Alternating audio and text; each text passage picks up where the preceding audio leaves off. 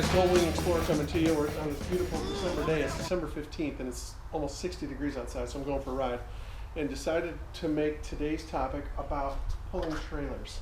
So there's a lot of discussion on this, what you should do, what you shouldn't do, how much weight you should pull, things like that. Obviously, if you've got a trike, different animal. So the trikes, this is not for you. This is really for Goldwings and full-size cruisers. If you're going to pull a trailer, the best thing I can tell you in my experience is don't get a real heavy one.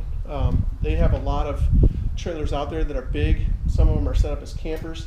In my opinion, 300 to 400 pounds really should be maximum. There's some trailers out there that are 600 and 700 pounds, and the bike will certainly pull it. But where that becomes an issue is stopping the bike.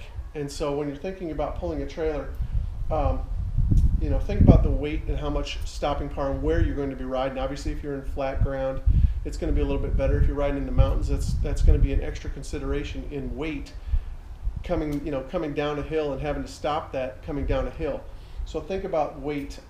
This particular trailer they don't make anymore. It's called a Road Dog, and I bought this used. The reason I went with this particular one is I liked the way it's set down in between the wheels. So it's got a really low center of gravity. It's got real wide tires on it. So it's a little bit better. I'm not sure you guys can even see that. I'll back this camera up a little bit so you can see it. See, you can see the wider tires and the low center of gravity. Let me grab the camera. I'll bring you around here. So thinking about weight and how you distribute the weight, you can see I've got organizing stuff up here, but everything up there is light. So a lot of people, if you don't know how to load a trailer, the principles apply whether you're hauling an 18-wheeler or whether you're hauling behind a motorcycle. And the principle is you want the weight to be slightly forward. You can see that I put everything in the back. This is the wrong way to do it, okay? Because what will happen is if you put the weight in the back, you'll get a little bit of a slingshot and a whiplash effect. So better to take the even lighter stuff. You want to put some of the weight in the front so that the bike absorbs most of the weight. That'll keep you a much more stable ride. And especially if on the curvy roads. If you're on a straight road, you're not going to notice it as much. But when you're thinking about weighting the trailer down, think about putting the weight forward.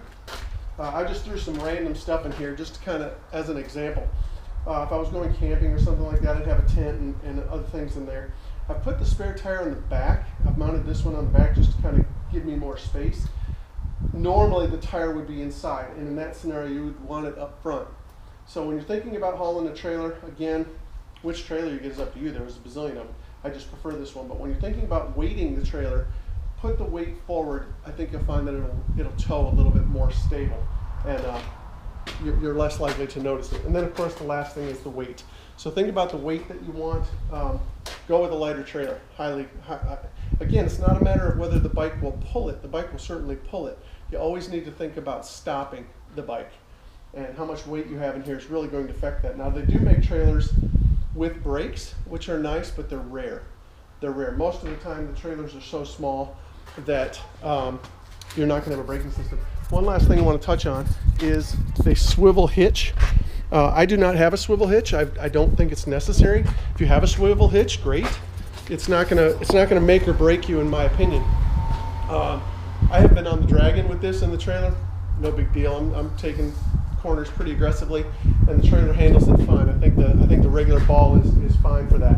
But anyway, so we're gonna go for a ride and see how it handles. All right, guys, I'm getting on the expressway, and again, I want to talk about acceleration. The acceleration from this, no problem at all with the trailer back there. Everything again is geared towards stopping. So I'm already up to almost 60 miles an hour. I'm not even off the off ramp yet, and I'd be going faster except for traffic. Alright, so we're up to, let's see here, we're at about 75 miles an hour, no problem at all. Don't really notice the trailer back there. It's riding smooth as silk. And again, it comes down to weight distribution. I've got the majority of the weight forward, so I'm not feeling any kind of slingshot or swaying from the trailer. It's just riding back there smooth as silk. Again, if you like to travel and you've got a passenger that rides with you, my girl, she loves to ride, so she'll get back there and kick back with her phone and listens to the music, and she's got a little cup holder and just enjoys herself. And having that passenger and that extra weight on the rear tire will also stabilize the bike a little bit when you're talking about hauling the trailer. So let's punch this up a little bit. I'm going to break the law just a little bit, guys. Bear with me. I'm running about 88 miles an hour. And still no problem at all. The trailer's still running smooth as silk. So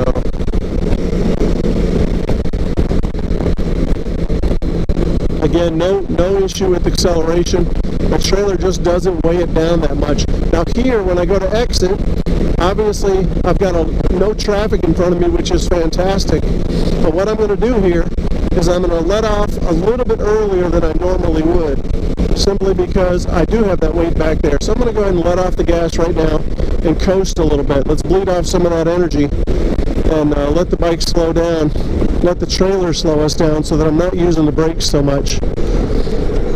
Drop it down into fourth gear, and now it's a nice easy transition. And then the stopping isn't so aggressive. So very easy.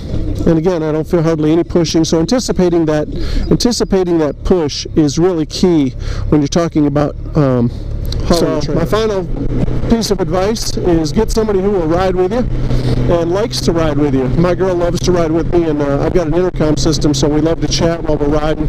She likes to point out the sights, and obviously as the driver, we don't get to see as much, so having a passenger is nice.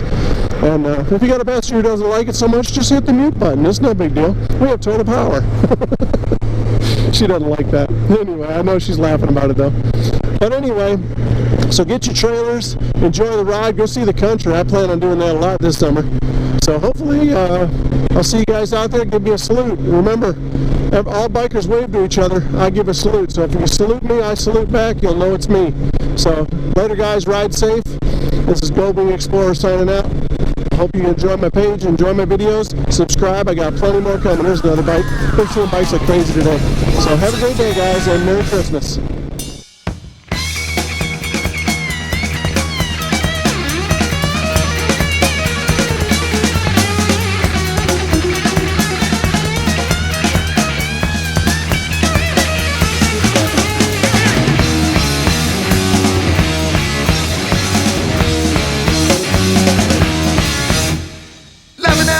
Treat me